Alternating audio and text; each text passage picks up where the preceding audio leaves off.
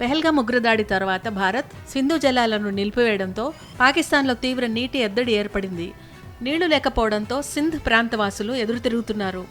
పాకిస్తాన్ హోంమంత్రి జియాఉల్ హసన్ ఇంటిని తగలబెట్టారు. సింధు నదిపై సైన్యం మద్దతుతో పాక్ ప్రభుత్వం చేపడుతున్న కాలువ నిర్మాణానికి వ్యతిరేకంగా సింధ్ ప్రావిన్స్లో ఆందోళనలు ఉధృతమయ్యాయి. సింధ్ ప్రావిన్స్పై వివక్ష చూపుతున్నారని, పంజాబ్ అనుకూల వైఖరిని అనుసరిస్తున్నారని ఆందోళనకారులు మంత్రిపై తీవ్ర విమర్శలు చేశారు. నిరసన కార్యక్రమంలో 2 కార్యకర్తలను పోలీసులు కాల్చి చంపడం ఆందోళనకారుల్లో మరింత ఆగ్రహాన్ని పెంచింది. తమ నీటి కష్టాలకు పంజాబ్ ఆధిపత్యమే కారణమని సింధ్ నిరసనకారులు ఆరోపించారు. సింధ్ నేషనల్ పార్టీకి చెందిన కార్యకర్త జహీద్ లగహరీతో పాటు మరో వ్యక్తిని మంగళవారం పోలీసులు కాల్చి చంపడంతో అక్కడ తీవ్ర ఉద్రిక్త పరిస్థితులు నెలకొన్నాయి. దీనికి ప్రతిగా ఉత్తర సింధ్లోని నౌషారా ఫిరోజ్ జిల్లాలో హింసాత్మక ఘటనలు జరిగాయి.